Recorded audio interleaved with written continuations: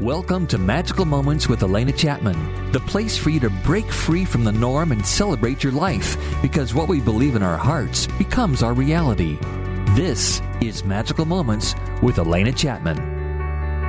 Welcome to Magical Moments, and I'm your host, Alena Chapman, and as you know, this show is all about that ease and that flow in your life. Isn't that cool? And I'm starting this. I've been doing it, but I never really named it. So we're naming it today. And I am calling this little section Magical Nugget. I hope you like that. I like it. I think it's cool.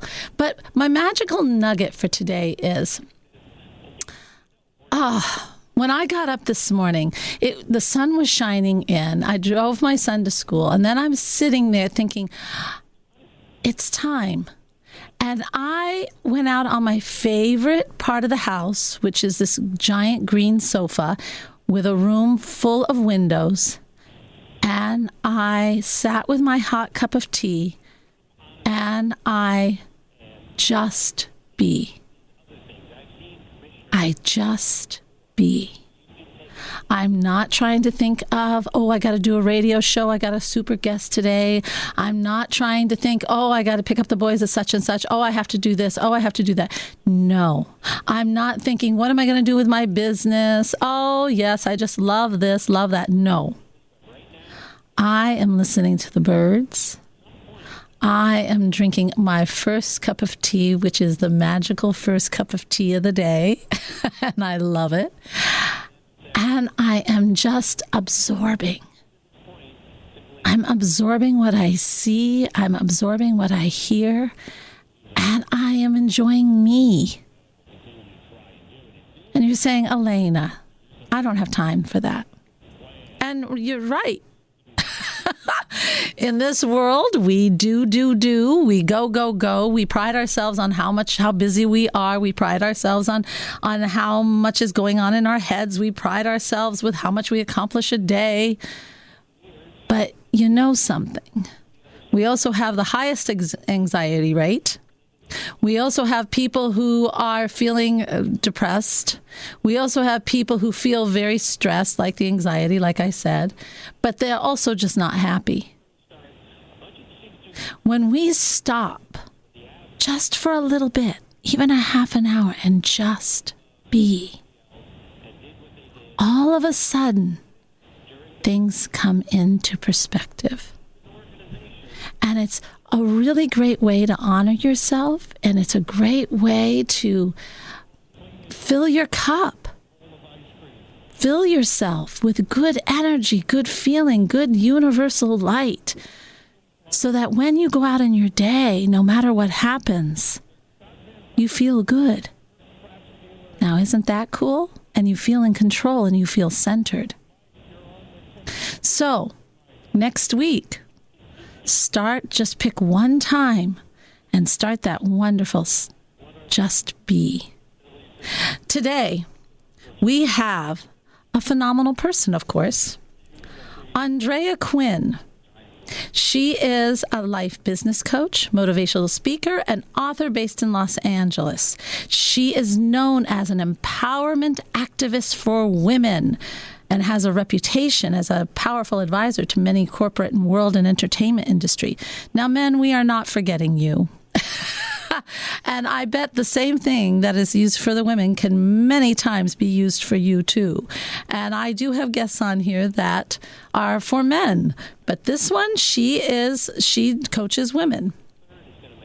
She has a unique system. It is called this.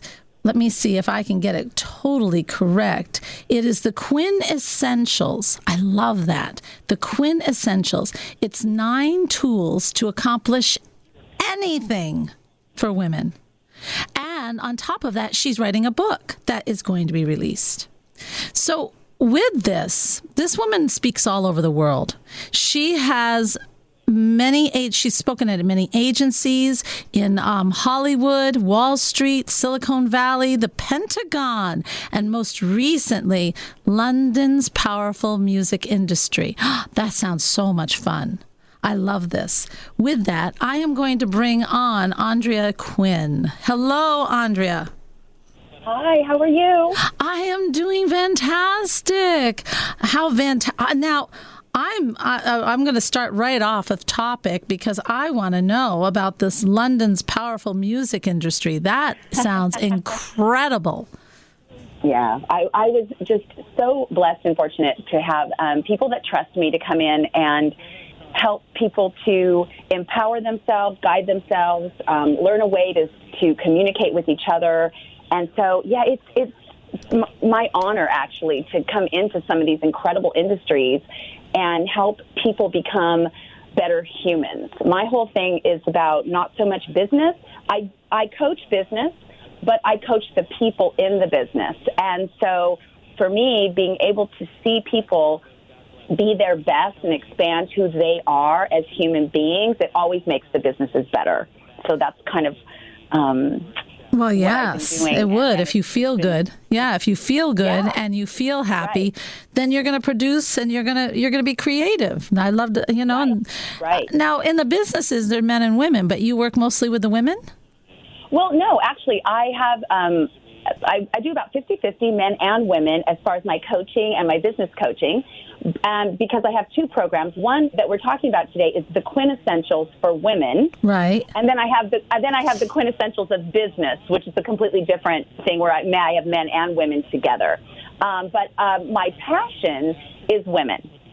I have been. My mother is one of 9 sisters, and so I was raised around a group of a lot of women, and there was. I was just fortunate to have that kind of community growing up. Yeah, I did too.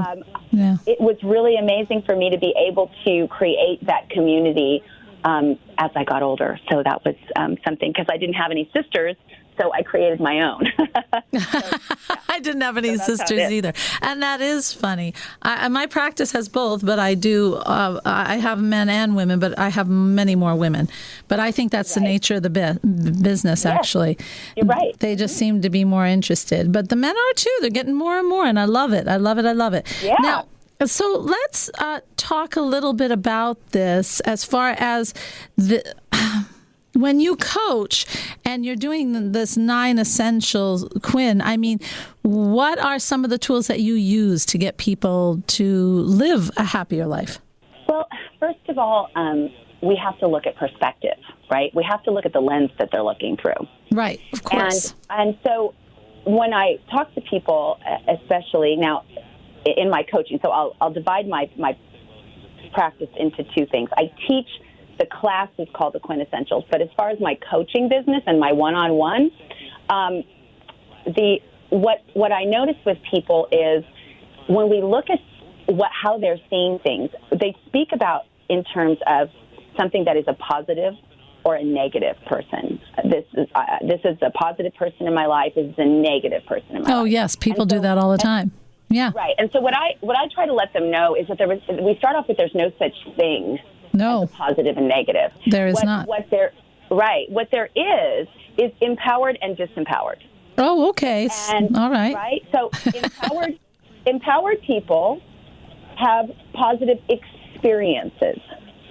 Disempowered people have negative experiences.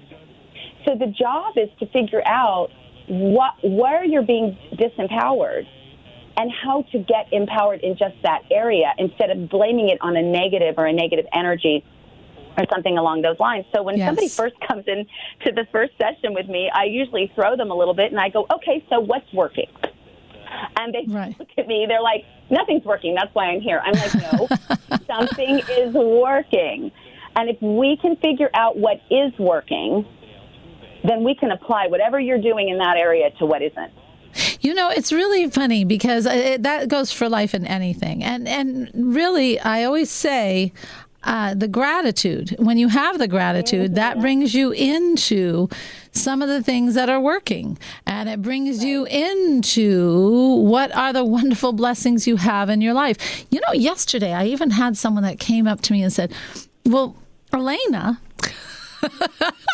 Alena, you know, okay, fine, that's easy for you, but not everybody has anything to be grateful for. And I thought, oh my gosh, yes, you do. Oh my gosh. Yeah, if it's even just stepping out and hearing those birds sing or looking, even in my toughest days, some of the things that were working out, like you say, or the gratitude, was that wonderful sky that changes every day.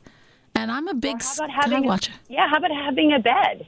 Or having a bed, not just a bed, your bed. Right, but you know what I mean? Like we take for granted all the little things. And we do. So one of the things that I put my clients through when they work with me in the beginning is we do a form of a gratitude journal. And I have them every night for 30 days do 5 things they're grateful for, 5 things they love, because we forget what we love. We know what we don't love. Right. And at least 2 things that are working in their lives. Interesting. And they have to keep this journal for 30 days. And what happens is, because they're used to thinking about what doesn't work, what isn't, and so what I try to do is let them know, like, let's say we divide the room, right? And I say everything on the right is everything in your life that isn't working. Everybody that's ever hurt you, every opportunity that's been taken from you, everything that you didn't get, every pain you have. And you're in there every day managing it, color coding it, organizing it, and keeping your eyes on it. Right. The other side of the room is every opportunity you've been given, every blessing you've ever had, every yes you've ever had. But you don't go to that side of the room because that's been easy for you. So you go to the right side where it's been difficult, and that's been your focus. Well, as you and I both know, through the law of attraction, what we keep focusing on, we keep getting. Exactly. So if you keep focusing on the fact that you're not, of all the things that have been done wrong, and you see it through that lens, then the universe just keeps bringing you more things to manage in that side of the room. It's even, you know, and it really does make sense. If you are focused on the negative and you are operating on that, I always say it's like radio stations. You know, it's all vibration. You release that. You release that incredible vibration into the universe of negativity. When you do that, when you push that out there, and that's what you're giving, and that does, guys, it does have a frequency. It does. Yeah. It has a different frequency than when you're happy. I mean, just observe people. Watch someone who's really happy. Watch that vibration. You can actually see it, everything, their whole being vibrate. And watch someone who's not happy. That's your proof right there. But if you are sending out, if you are on the frequency of negative, just like if you're on the frequency of a country western station, what are you going to hear? Country western. Right. And if you are in the negative, you're going to hear the negative. It makes so much sense. You will not even see the positive opportunities coming in. You're not on the station. And some people don't have the positive right now. Like, they have trauma, and it's really truthful. You know, there are so many people that have gone through so much pain. Right. And there's a point where you want to get committed to healing the pain and not having the pain. That's a whole different thing. Yes. Right. Being a part of your identity. Yes. So some people, they don't know how to heal their pain. And I think that's where they come to people. Like, for instance, I refer a lot of people out. If someone comes to me and they have trauma that is getting in the way of what they want to create in their life, well, that's not my specialty. So my job is to find groups of people to refer them to help them with that. Right? Right. They can go with their trauma that maybe I can't identify with. And then once they're working on their trauma, then they can try to bring in the thought processes of just, thank you for the fact that I can afford that therapy to the universe. Yes. Or thank you for the guidance. Even with trauma. Yeah. The gratitude is important with just even the drama, because you have to, because it gives them hope. And if you start with that hope and that realization that things can get better, then it's one step out of the trauma. It's one step, and one step is big. Like I say, it's baby steps, folks. It's baby steps. But yes, trauma is a whole different ballgame. How did you get into your work? What's your story? Well, the joke always was that I was great at telling people what to do. Oh, me too. I think they labeled us bossy. Oh my gosh, right? Yeah. So I was working a job, and I was running this company, and here in Los Angeles, it was a photography. It was an agency. Oh, wow! For celebrity, photography celebrity and fashion photography. Oh, fun! And this woman had come in who was a client, and she just saw the way I was telling everybody what to do, and everything. She goes, "Wow, you should be a life coach." And I said, "What's that?" I didn't even know what that was. And she said, "Let me send you an article from the New York Times." And so she sent me an article, and in that moment, I had one of those, Oprah calls it the aha moment. Yes. I read something that actually my soul recognized. Ah, good. And so from that moment on, and that was 2003, I started my journey with this. And in 2006, I was able to open my own practice full-time without, because I did it part-time for a long time, baby steps. Like you say, baby steps it is. Yeah. It's so funny to me when she saw that you could delegate and do everything. She says, you need to be a life coach. Yeah, because I was that's empowering funny. them at the same time. Oh, yes, okay. Empowering them at the same time and saying, you can do this, you've got it, figure this out, you know it. And so, because I've always believed in that. I've always believed Oh, sure. people can do more than they believe they can. Why do you think you've had that? Because not everybody has that, and that's why they come to you. But why do you have that? Because that's something. I don't know. I believe we come in with a certain gift, and I believe that I've always just known that. Uh-huh. I also came from a family where that was instilled in me. That yes, me too. That I could do anything. I could be anything, and I believed if I could do it, they could do it. And it was always, my father always had something to say about, not being what do you have to be sad about? You can open the newspapers, and we can be unhappy about everything going on in this world. Yeah. But, so it was always about trying to think in a different way, and it just always was something I was asking other people to do. It is so, it's awesome. We both had that wonderful opportunity. My dad was the same way. I remember at 3 years old learning the side stroke in the backyard in Phoenix, Arizona, and in our pool. And he was saying, you can be anything you want to be. You just have to work hard and believe it. Mm-hmm. And he just said that was always like that. And you and I and other people like us are very fortunate to have that. Not everybody has that. And so which makes us responsible. My father said, with your kind of upbringing, you have a responsibility to make this world a better place. Ah, that's what mine said. So, isn't that, they must have been brothers. Yeah. But no, seriously. So that's why with me, I was fortunate enough to have that, and so I was able to just keep giving that in this life, and that's what my purpose, I believe. It's building that belief. It's building that belief in yourself. I always say our greatest faults, like growing up to be bossy, for instance. Or being told you're bossy. You're told you're bossy. Yeah. And that's me. I was always delegating, empowering, helping, teaching. I was always doing all that. But it was bossy or organize the game for the neighborhood. But I'll tell you, and I was put down for it, especially by the nuns and my mother, because it's hard to control a bossy girl because they're strong-minded. So I'll tell you, though, when you start to accept that the things that people have been telling you your whole life on some of this stuff, and you look at it and you see how it's helped you in so many ways, like my bossiness.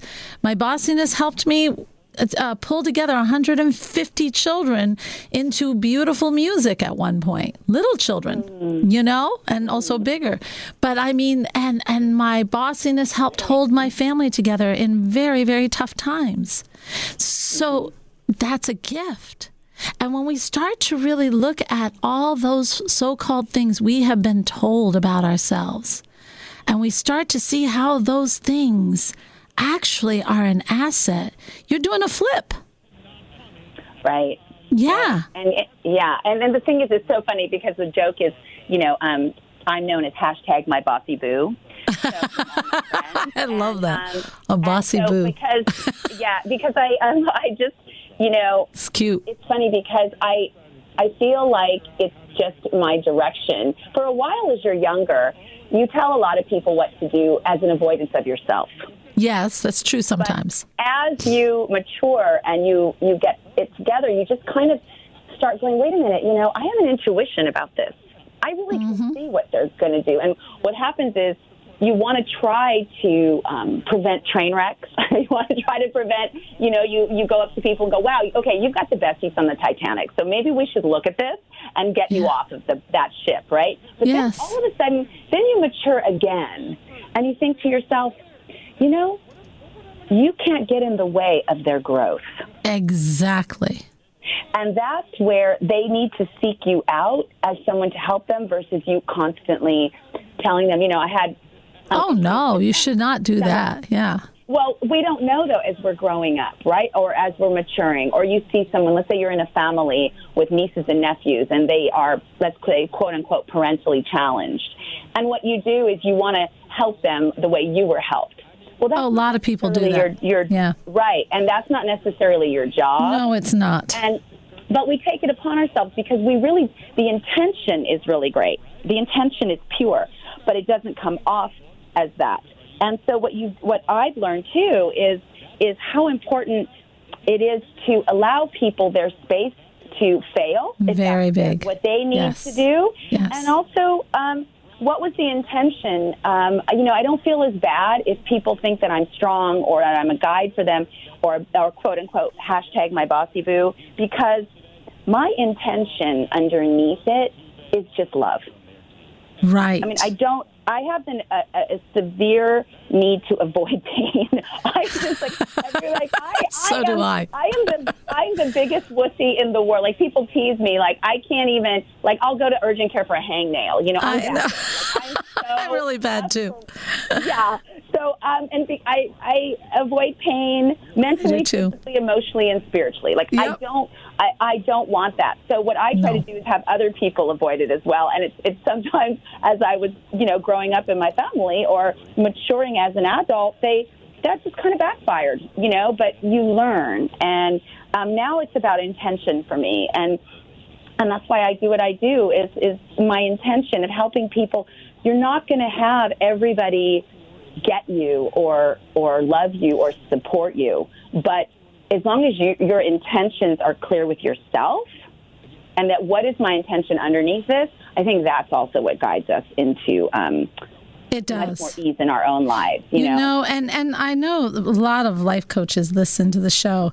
It is true that everybody has their own journey, and it is funny how we want to help them get through it quicker. But I always, I'm not going to quote it totally correct. I don't know. I was trying to see if I could find it because I'm terrible in remembering quotes. But Emerson once said, that life is experiences. And so the more experience, and if we start thinking of it as experiments, experiences, that's all it is. Life is experiences. And the more experiences you can have, the better. I love that quote because it makes everything okay. And it makes everything, your journey is your experience and how I don't try to change the world. I don't try to change every person that comes. I help to guide them. It's an option. They can try it this way. They can try it that way. They can do this. But really, it's their journey. And when we start to look at that, it changes the whole way. It really does. It opens up compassion more than anything, I think. Oh, and it's so funny that you just said compassion because I was going to talk about that. Good. Yeah. Because there is, we talk about people that are empathic and empathy, right? Yes. And a great teacher once sat with me and talked to me about because I'm a very sensitive being. I'm either crying, about to cry, or just because I'm crying. Okay, those are the only three stages of my entire life. Because I'm an open nerve ending. I feel everything, and I used to use it. I used to feel that it was a curse, but now I know it's my gift. Oh, it's a gift, right? So, empathy. So I used to have empathy, and someone said to me, Andrea, empathy is a problem.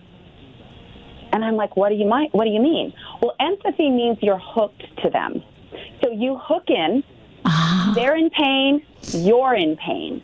And the both of you begin to go down energetically together. Oh, well, that's an interesting perspective. Very interesting. Right? But if you will have what's known as detached compassion. Yes. As the Buddhists teach. Yes. Then not only are you not attached to their pain, you still have your strength, so you can hold space for them to rise. Exactly.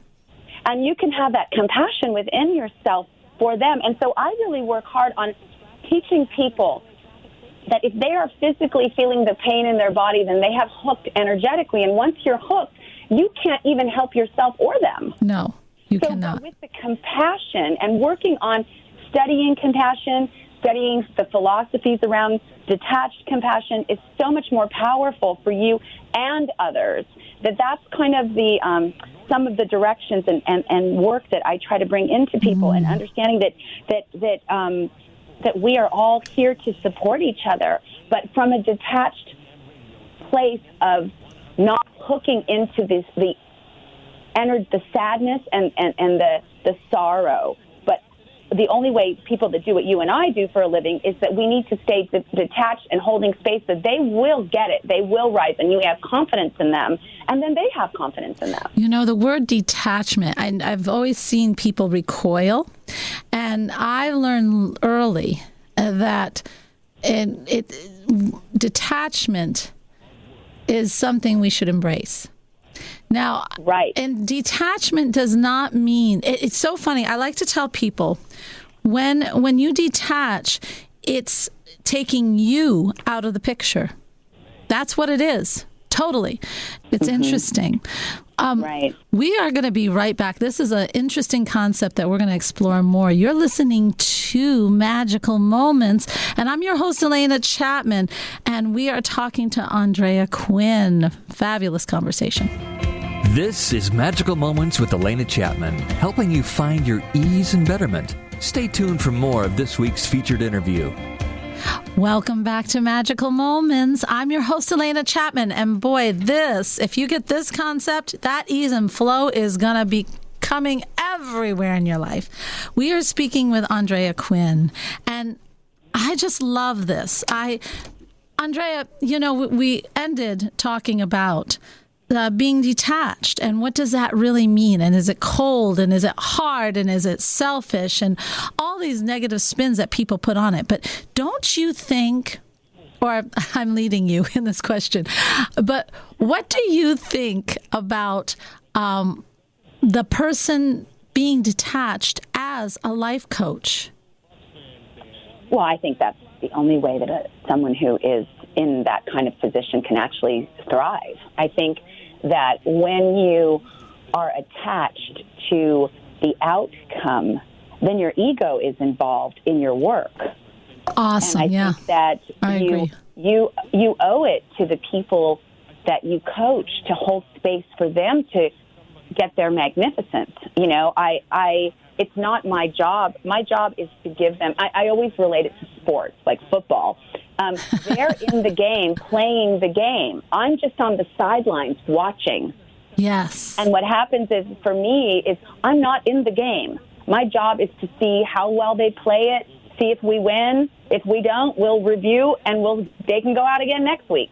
That's how it's worked. So the only reason that, I chose coaching over psychology is because I want to work on solutions. And solutions are things we have to try out. We have to be detached from them to see if they even work or not. Yes. And so I think that and it's okay if they don't work. Right. We just got to try something else. Exactly. So, the detachment for me, even as a coach, is if I had my business, if I really, my identity was based on the productivity of others, then as a coach, I'm on a slippery slope. Because you can't depend on others that way. That's I silly. No control. Yeah. But some people really feel that is something that they need to do. And what I need to do is just hold this space with as much belief and compassion and love for this other human that is across from me, knowing that they can find a way to be empowered in the areas of their life they want to be. And I think that right there, just people knowing that they have a choice begins to change the whole thing for them. But it doesn't really have anything to do with attaching to me. And I think that's the job of what we do. That's cool. Yeah, I understand. And it's very true. When I first started in this coaching, I was being mentored by Bob Proctor at that time. And I remember I said, I want to teach everybody who needs this to really soar and in this method. And he said, well, first of all, he cooled my jets. We were sitting on his steps at his house, and we were just sitting enjoying the sun. And he says, he laughed and he said, well, first of all, not everybody who needs this wants it. Number one. I said, well, that's a good point. But inside, being the new coach, I'm thinking, oh, of course they want this. Right? And then the second thing was, he said, and you also, their success isn't your responsibility. And that I took very hard. I thought, well, why am I in this then? Why am I in this? And I had to really think about it. But then I thought, oh my gosh, one day I got it. I was actually driving back from Toronto. He lives in Toronto. And I'm sitting in my car and I thought, oh my God, I get it. If I am so attached to my message, what I'm teaching, this has got to help somebody, I'm going to make them a success. Number one, that is so totally ego. And we're only teaching one way. And when we teach only one way, when we were in school, one way, I don't know about you, but when I was growing up in school, the way they were teaching us to read, I had dyslexia. I couldn't learn. It was my dad who taught me how to use phonetics, which is what I needed. Now, see, but that wasn't being offered. There was only one way to do things, and it was a vested interest that I only learned that way, and I was guaranteed success with that way. Sound familiar? This applies to so many things in life. But when you detach and you all of a sudden make that student, that client, that person you're coaching, it's them. And your main thing is helping that person go further on their journey. And so you'll bring in many things to help them. It's a whole different way of doing things, don't you think? Yes, and I think it's a different way of teaching. It is. Too, because people come to coaches or therapists because of really what they're attached to. Oh, gosh, yes. Yeah, so if you really hold that space for their detachment of some areas, and you know, the more we can release something, the more perspective we have, and the scope gets totally wider. You suddenly have a bird's eye view. Yeah. Totally. Correct. You know, and you can take this detachment even into what we do as habits. How many of us attach to habits? Oh, yeah. You know? Absolutely. Oh, I can't do that. I love my chocolate. I have to have my chocolate. I'm a carb girl. I only eat carbs, and I love my carbs, and I'm trying to diet, but I'm that's what I do. I eat. You're totally owning those carbs. Exactly.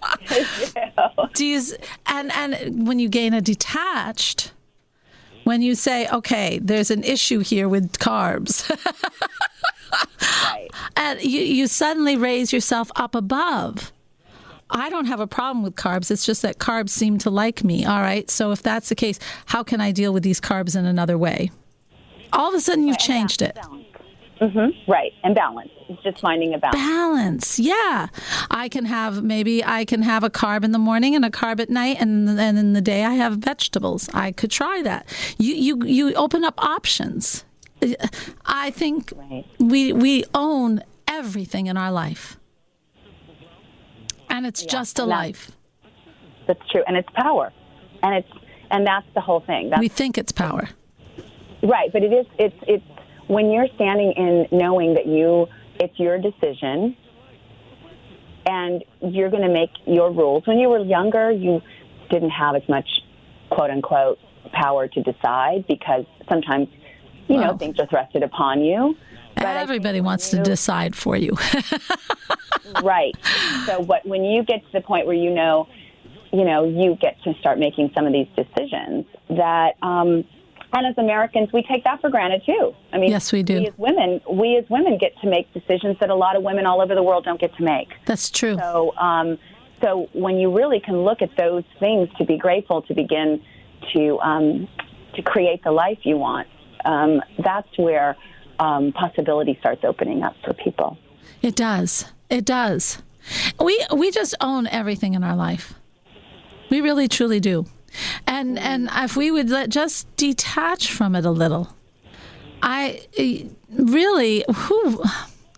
Wayne Dyer, another one of my coaches. I don't mean to bring in all the coaches,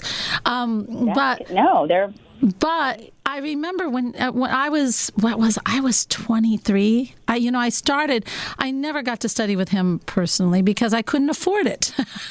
However, I followed everything he did. And I remember when he was starting to do the Tao, and it was saying, let go of everything. You're not going to die with it. You can't bring the money along. You can't bring the materials along. And he had sold his home. He had let go of his home. He had let go of everything. And he said he never felt better. Not that I'm advocating everybody move out of their house. But no, but your attachment to what that house may represent versus who you are, right? And have you ever seen his film, The Shift? Yes. Oh, my gosh, yes. Fantastic. It is. Mm-hmm. So with it's phenomenal. It's a fantastic, yeah. But the whole idea of us feeling that we own everything. I mean, I would like to put a challenge out there to people. I would like you to start to disassociate or to let go of things in your life. Now, that doesn't mean you're going to move and live in some hut in some other part of the world and grow vegetables on your own and become just total Mother Nature. It doesn't mean that you're going to just build a wall around you. No, but you're going to start not really owning things. It does a very funny thing when you decide that my house is my house. I love it. I love to decorate the space. It's fun. But if it was gone tomorrow, I'd still be me. If you start to get that feeling, oh my Lord, the freedom. And you have to start looking at you. We hide behind everything we own. Right. Or we create it as somewhere, it was interesting because I'm sure over in Indiana you watched on the news all the fires that we have over here terrible. In yes. And there was a point where it really hit me last year. My husband was out of town, and I was alone with my 5 animals. I had 3 dogs and 2 cats. And I'm thinking, okay, so there was a fire that I was watching out our front window across the hill. That's amazing. And I was like, okay, well, if I have to evacuate, what would I do? Right? Because here I am faced with it. Right. And I really looked around. Yes. And there just wasn't that much. Yes. The dogs and the cats. The dogs, the cats. Yeah. Our personal papers, like for, like passports and all that stuff, our thing. My family, some of my family jewelry in a bag. Because I couldn't even fit my paintings in a car where I had 5 animals. No. So, I'm thinking, really, what does it come down to? And it was like my laptop, a couple of bags, and I was like, wow, this is huge perspective for me. Yes. Because even though I have, beautiful things I love and beautiful things of value, I didn't have any value in that moment. They don't. And so for me, it was about detaching, and I was like, wow, that's really interesting. And when my husband came home from the trip, and luckily we weren't affected, I said to him, wow, it just really amazed me how when it came time to figuring out how I was going to fill that car, how little things I really was attached to. Isn't that incredible? I think that was a gift. That's a gift. That is a tremendous gift. And you didn't even have to lose your house to get it. No. That's the good thing. Thank God. But that is a tremendous gift to understand that. But yet a lot of us bring it all on the material stuff, the emotional stuff, the habits, the responsibility of another person's growth or whatever. Gosh, it's amazing we can get up in the morning and get out of bed. Right. But I think that, when we get out of bed for something more important than stuff, yes, that begins to change everything for us. Yes. Yeah. When we start to think, every morning when I wake up, I say, hello, Spirit. And I raise my hands up in the air and I say, what do I need for today? What would you like of me today? How can I serve? And that's how I wake up. And that's a total abandonment in so many ways. And it feels fantastic. It really does. It feels like I'm starting with a blank slate. It feels like I am just creating a whole new world today, every day. It's true. I mean, it is big when you do that because it is such a feeling of freedom. I'm not starting the day with obligations. I'm not starting the day with, oh my gosh, I got to get up at the crack of dawn to let my son to school. That's important. I'm going to do it. But what am I really focused? Where's my perspective? How can I serve the best today? What do I need to know? And just open it up. It's a freedom. We have to start learning how to live with more freedom.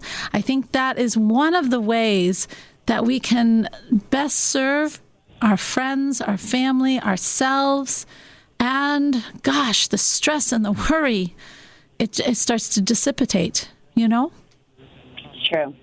And the law of attraction works. And we feel like we're not doing it alone, which I think is important. And we're never doing it alone. Yeah. Mm-hmm. So tell me a little bit about Quinn Essentials, because I think you have a very cool system here. And Thank you. So we talked a little bit about the gratitude or putting it into different categories. But what's the end product of the Quinn, with this process that you've come up with? Well, the Quinn Essentials is an empowerment curriculum for women. And so it's 9 tools to accomplish anything. So the first 4 tools is everything I believe you need to align with inside and take it out in the world. Mm-hmm. And then the second 4 tools is everything I believe you need to do out in the world and bring back to you. And the last one ties them together. So it's an inside out, outside in balanced female program. And because when women are balanced, we're unstoppable. Yes. It's when we're quote unquote off. How are you today? I'm off. When we're off, we can be blindsided, right? Yes, we can. Be blindsided by everything. Yeah. So what this program does is it begins to balance out. It gives you the practical tools to energetically take care of yourself. Oh, give us a for instance. I would love one. Okay, so one of the tools that is the most profound for women is the first tool that I teach, which is the hardest, is that you must learn to receive. Oh, gosh. Oh, we need a whole show on that one. Yeah. I do a whole lecture on it. Women are the receivers. Even if you look at our bodies, we are receptacles for life. We are. We're receptacles for creativity. But we fight it. Is what we just think that, the more we do, the more they'll love us. And I always say, how's that been working for you? Oh my gosh, I know. I was just talking to one of my clients about that the other day. And the thing is, we feel it actually drives other people crazy. We feel, if I just do more, if I just be more, if I just am more. And so we push ourselves out there. We try to do more. And the person, usually our mate or the person we're with, looks at us and thinks, she's crazy. Well, no, and then but what happens is we as women get resentful and yes, bitter and then we get angry. Yep. Yeah, because our lives aren't as great as everyone we've been helping. And nobody appreciates us. Right. So I teach an actual step-by-step program on how to become a receiver. And this is because women, our job, there's only one reason I believe females are here: to receive, to create. That's it. I think that's why everybody's here. Yes. It's not. I don't believe that. Yeah? No. Mm-mm. I believe women receive to create. And I think men are of service. And I teach a whole class on this. And that's interesting. Like, oh, my God, this is so true. Yes. And because we are not the same. You're talking yin and yang. You're talking yin and yang. Yeah. Exactly. And the yin is the receiver, and the yang is the doer. The sun and the moon. All of Correct. that. Yes. So when we balance that, and when we understand that doing is not for us, that is, a woman is not here to do anything. She's here to create everything. Yes, and when you are, if you have a woman, I've never heard a woman say to me, Andrea, all I did was create today. I'm exhausted. You never hear that. Women we are so empowered when we're creating something. We're like, oh my God, has it been 6 hours? It's gone by so fast. Yes. We know that when we're in flow and we're in creativity, that's our state of empowerment. That's who we really are. And I have women that have like, oh my God, I've only been doing this for half an hour. It feels like 8 hours. The doing takes our energy from us. Yes. But you can't create until you receive and take that in-breath and pull the energy towards you. Just be. So, yes. And so it's about that. So what I've done is I've been fortunate enough to have been a part of the creative process, I guess you call it, with the universe, of 9 tools that actually, I've had thousands of women take this class. I'm teaching it starting in April. I'm doing New York, Los Angeles, Scottsdale, and Austin, Texas. I love Scottsdale. Women come from all over, and they're just, it's interesting because the curriculum itself is very simple and hard to do, like everything in life. Well, it's not hard to do, but there's introspective. It takes a little bit of change. It takes a little bit of you looking at things in a different way. It takes a little bit of effort, but it's not. Everyone always says that working on yourself is hard. It's not hard. If it is hard, you're leaping in, it's hard. It's hard because of how you think about it. Like what I how you opened the show today about, sitting and being. Oh gosh, people big. Are like, I don't have any time for that, yes. Right? Well, here's the truth.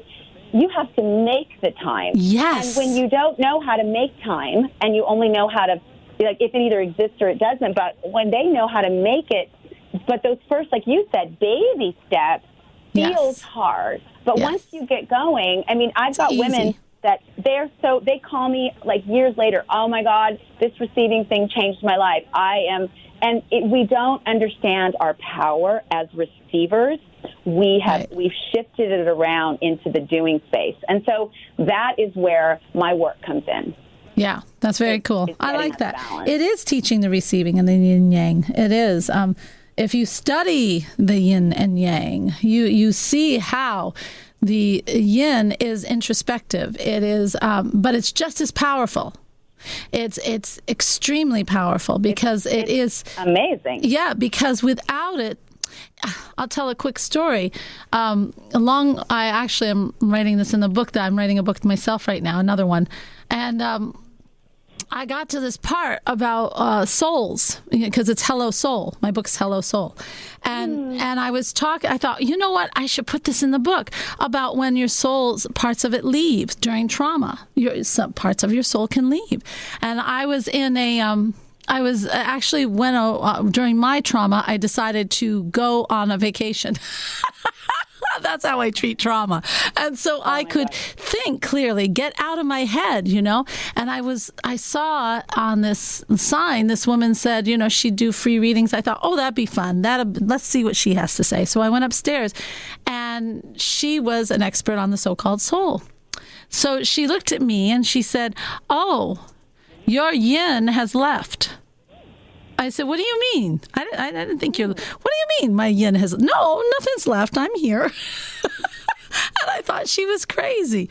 And then when I spoke with a friend of mine who happens to be a shaman, and I said, "Did she have any value? Is that true?"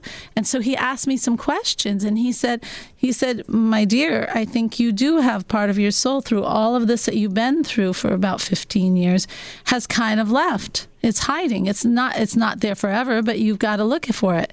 And I said, "Really?" And it was my yin, which would be the feminine. And I said, "Oh my gosh." So then you can't just call it home. You have to create the environment. You've got to honor it. You've got to understand what the yin is about. You've got to create that world where that part of your soul can start to thrive. Interesting. Very. And women think that the yin is weakness.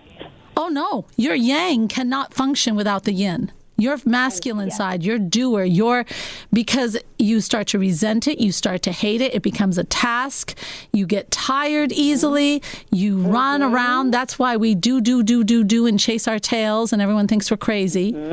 That's the yang. You're over yang. Totally over. You need the yin. You need to bring back the yin. Yeah. So that's my Isn't that interesting though? And it's just one. That's just one of the 9. And so when we really start diving deep into it, it's a weekend workshop, and I really dive deep into this. It is such an empowering place to stand when you really get who you are. Oh gosh, it's a wonderful creator.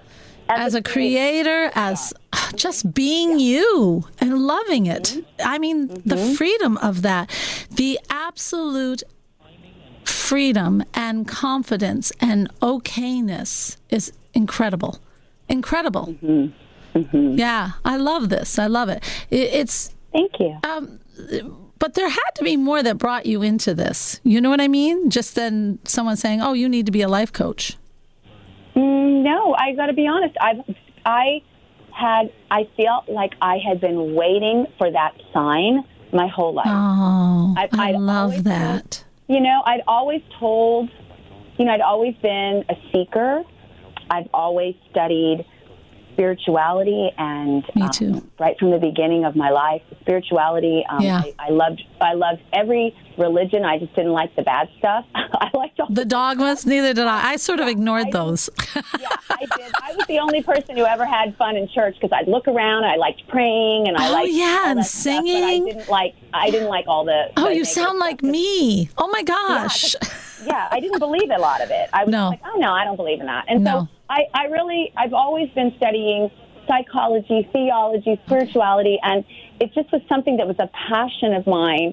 And even though I didn't do it as a career, and then when I started majoring, I wanted to major in psychology, and I started majoring in psychology, I really got that there was so many problems that I wanted just solutions. So I just didn't go down that road. I went down the business road instead. And then all of a sudden, it was like that sign, like it was just waiting for me my whole life. And once that email came in and I read what a life coach was, I knew in that moment what my purpose was. And from then on, I've never looked back. I love this. So if people want to get hold of you, how do they do this?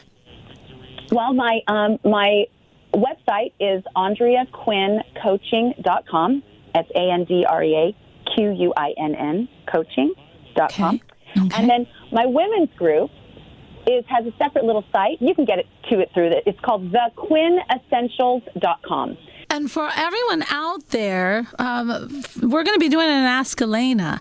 I do want to hear your questions. We covered a lot of very, we gave you a lot of thought today.